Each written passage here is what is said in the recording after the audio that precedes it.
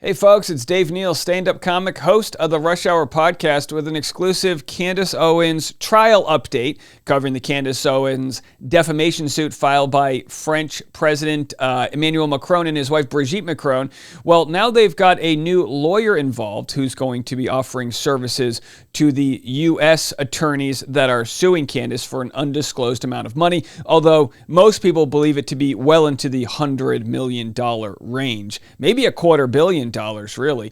Folks are still, up in the air about whether or not the defamation case has legs. Of course, that's why it runs through the court system. But Candace is going on the offensive with regards to covering this attorney that will be assisting the U.S. attorneys, again, as they sue Candace in Delaware. Folks wondering why Delaware. It is where Candace's company is based out of, her LLC. So yesterday, Candace Owens covered that Brigitte hires the former Justice Minister of France to investigate her, but Candace investigates him first and discovers his shocking past.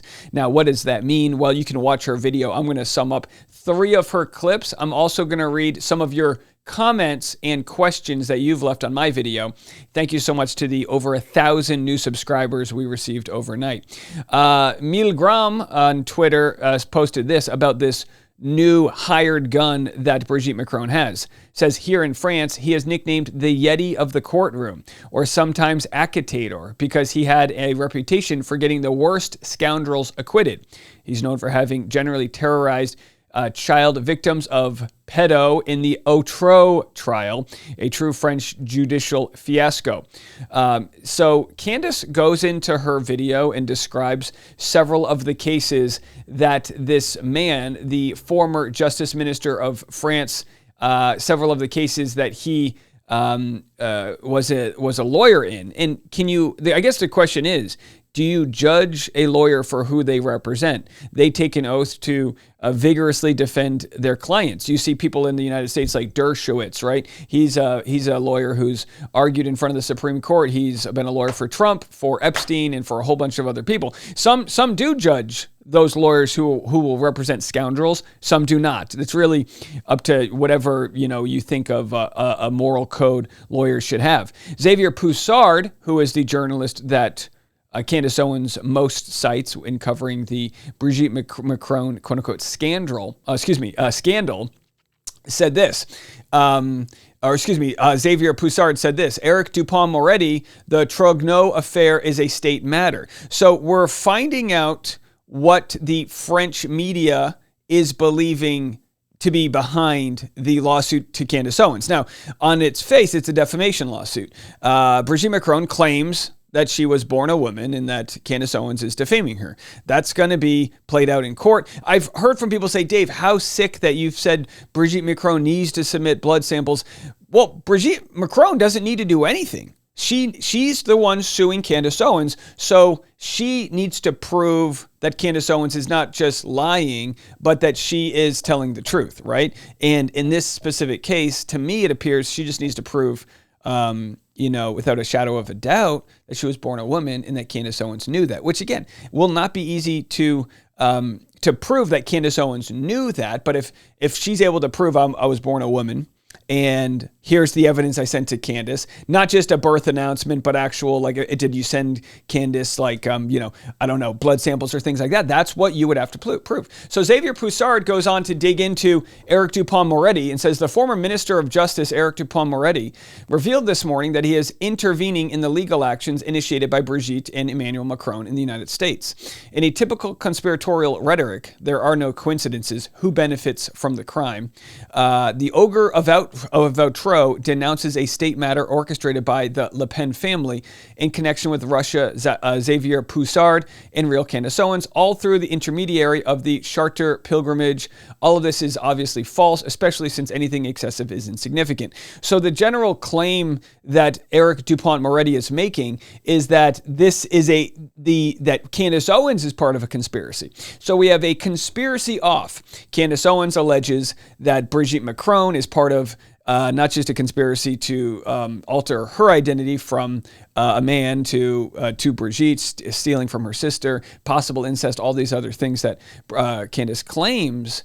But now we have the response by Eric Dupond-Moretti, which is to say that multiple states are behind this. Russia is benefiting from, and by the way, maybe Russia is benefiting. It's the same issue we've had in the state elections, in the U.S. elections, where Russia benefited from disinformation. It doesn't mean they changed the votes. It just means they benefit whenever democracies fight. That's really what it comes down to, sowing sort of that hate and the divisiveness, kind of like how social media companies benefit when we all fight. So don't let them win. Don't fight. But let's get down to the truth. So I'm going to share 3 clips of what Candace had to say about this lawyer coming after her and joining forces.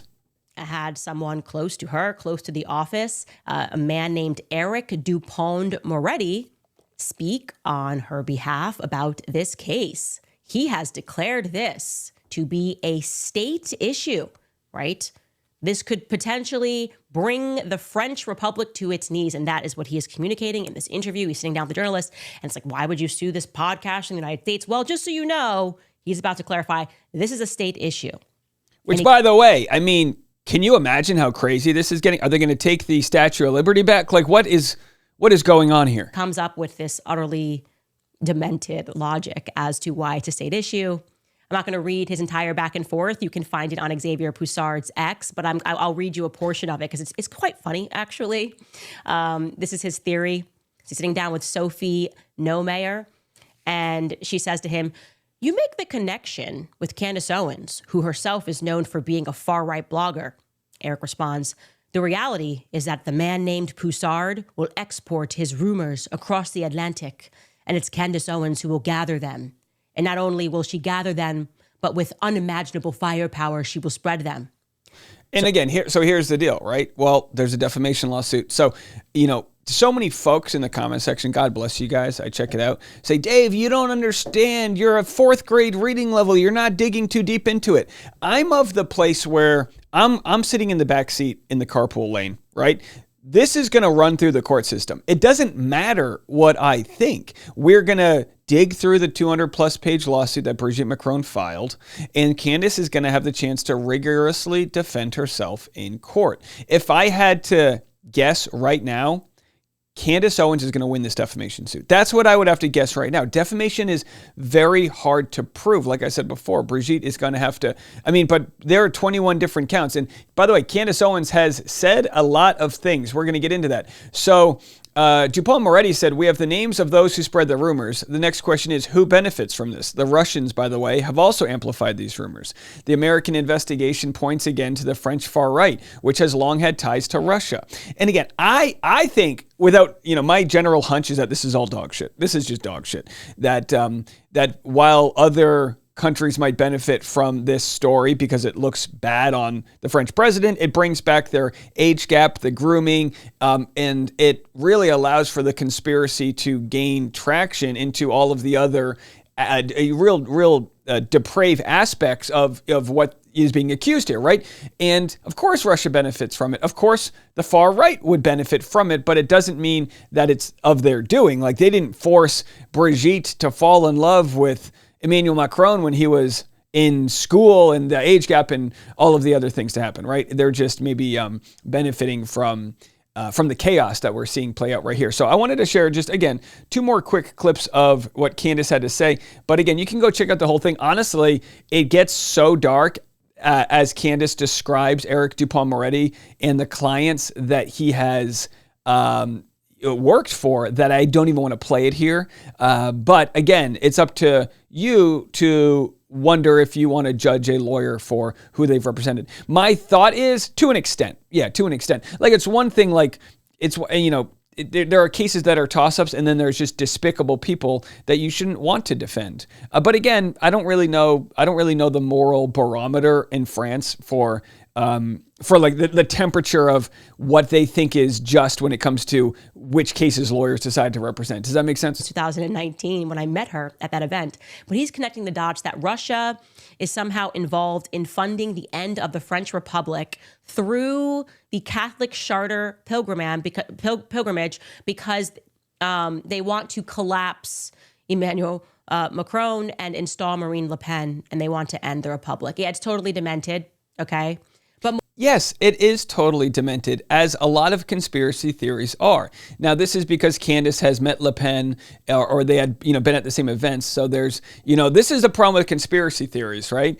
If you can place two people at the same event, you can then create the Neuralink of there being more to the story. And in some cases, there's a lot of rich people that are at a lot of the same events, right? And again, so if you're going to be sort of critical of someone else's conspiracy, you need to be the same of yours and stress test it. Now, all of that said, I'm not negating the accusations that Candace Owens has looked into. I'm just saying, let's rigorously be skeptical of conspiracies so that the truth in its strength will rise to the surface. Does this make sense? More demented is who this person is himself, okay? Who Eric Dumond Moretti is himself. Because you need to understand, this is not casual, okay? He is publicly representing that he's working with the U.S. attorneys that are suing me to help this investigation, and he is not an average lawyer, okay? Eric Dumond Moretti, this signals that Brigitte is bringing in the big guns. He is the former Justice Minister of France. Okay. And by the way, they call him the Ogre of Outreau. Boy, they nailed that one. He does. He's got that ogre energy. So Candace goes through his rap sheet. And again, you work for 30 years. Do you have a rap sheet? Absolutely. I am not defending this guy one bit. The cases that Candace cites are horrible. I mean, the worst. I'm not going to play them for you. They're the worst. And if he specializes in getting scoundrels off, then if I were Brigitte, I wouldn't want him associated with my case. We'll have to see what comes of this. I don't know how far or how deep, because there's these types of cases have the ambulance chaser kind of thing that happens where everyone who loves the notoriety in the media gets involved. Heck, I'm involved, right? And folks have said, Dave, get your own story. Go find your own thing to investigate. I'd rather not. I'd rather take your backlash in the comment section than be the face of a defamation case that's going to go into the hundreds of millions of dollars. Sorry, just not on my docket today. As I mentioned last video, I was already threatened with lawsuits last year for exposing a fake pregnancy scam. I wish Candace would have covered it. We could have really used her to cover that pregnancy scam, as there are still 3 men that have restraining orders against them. But I don't blame Candace. This is like next level. Got a microphone down. This is next level here. So I wanted to respond to some of your comments. If you are new to my channel, and chances are if you're checking this out, you are, I enjoy the conversation that we can have back and forth. What I don't enjoy is being mischaracterized, but I don't blame people. So what I wanted to do is just read some of your comments, and I could offer a brief response to it. So let's dive into just a few of your comments. And by the way, this is the type of stuff I'm talking about when people say, well, it's more than just about a trans issue. This to me is transphobic. To have a thumbnail called "This Took Balls." Switching genders, if you're an adult, it's none of my damn business. That's where I stand. Now, what's interesting is Candace, she became Catholic, and I come from a Catholic family.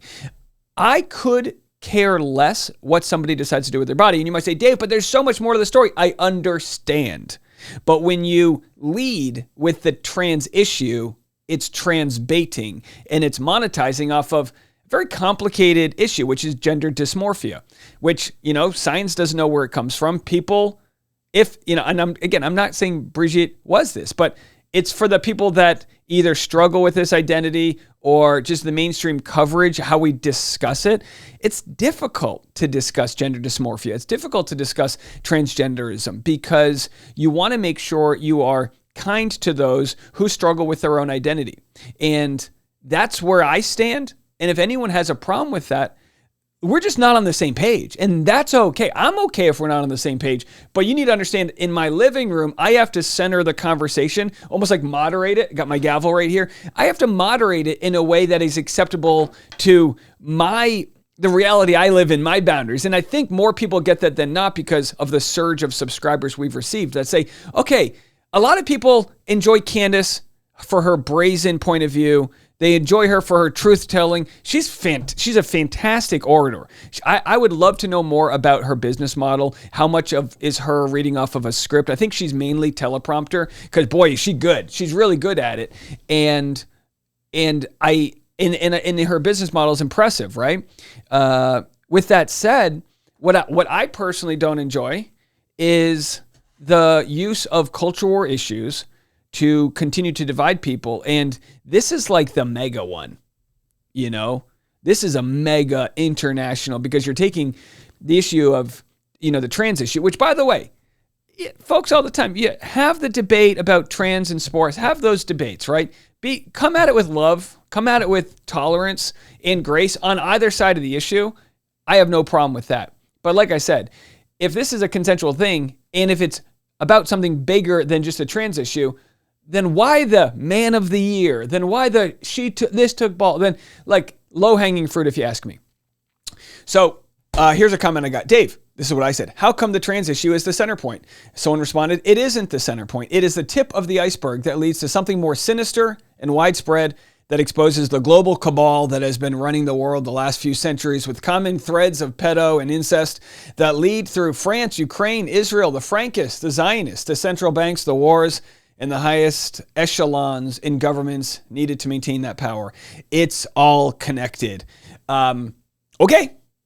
Like I said, if it's all connected, let's not lead with this took balls. Just my thought. My thought on the sort of targeting, because this is what she's sued for. Just so people know, she may be right. I may be crazy. She may be right. I don't know. It's going to play out in court, but this is what she's sued for, not the cabal situation. The cabal situation is something of complete difference, a different conversation for another day. Two more questions. One thing I admire about Candace is that she'll go after both sides. I've never seen Dave openly critique his political party, and I've definitely never seen him call them out. Well, open up your eyes, because it's about to happen. I hate the idea of his party versus her party.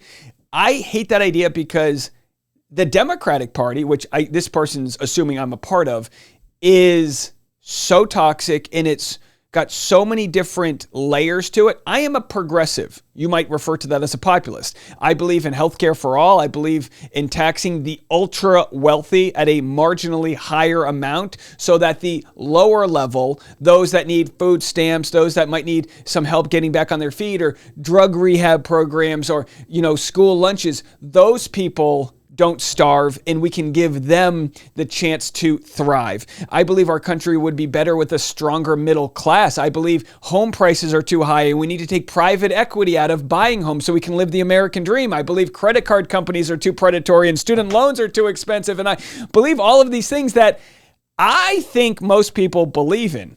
I think most people believe in these things. I believe the Democratic Party is run by a bunch of old people that take money from super PACs that do not benefit the American people. I do believe in a complete revolution and an overhaul that needs to happen. I just believe, and I think this is where Candace and I probably differ, I believe that a lot of the religious conservatism needs to stay out of politics, because it's not going to help us where we're going with automation, with the rich getting richer and the poor getting poorer, with the wage gap being worse, the wealth gap being worse than the Gilded Age. I believe we need more policies that help put some guardrails on this bowling alley, right? We're hitting the gutters and we need to put some guardrails. I come from a family that has a blue-collar business. My mom was on food stamps when I was young because she left an abusive relationship and she needed a little help from the government. I believe most people don't want to mooch off of the government. They just need to see some light at the end of the tunnel. So if that is me not calling out my political party, I don't know what to tell you. I'm so sick of progressives getting lumped in to corporate Democrats and centrists. What this world needs more than anything is to take after what the French do, which is riot in the frickin' streets so that the middle class gets what they deserve. And I'm so sick of people that barely make six-figure incomes thinking I'm talking about them. I'm talking about the CEOs that make 300 times more than the middle class. I'm talking about those that, are house hacking the system to have 50 rental properties. In my generation, millennials can't afford our first home. So stick around and you'll get me criticizing the Democratic Party. The problem right now is the big, beautiful bill and all of the things that are going into robbing the middle class are being done exclusively by the Republican Party because they're the ones in power. Oh yeah, and release the Epstein files. Last question. You sound like you've been paid. Just If I'd been paid, I'd have a haircut by now. Just face it. Most of us believe Candace. Her research team is top notch. Again, it will play out in the legal system, and then we'll see what we believe. I think Candace wins this defamation suit. I don't know if Brigitte Macron did a good enough job proving she's a woman to Candace before this lawsuit hit. But again, I don't know. I haven't seen that information. That's my hunch. Bookmark it. We'll come back to it as we continue to cover the story. Up next is the Afternoon Rush. I got pop culture talk. I've got political talk. We'll be talking about the starving kids in Gaza. We're also going to be talking about Tom Cruise and how his butt looks in the jeans. We're just going, because he's looking good for his 60s. I'm telling you right now, he's dating a 37-year-old. You want to talk age gaps?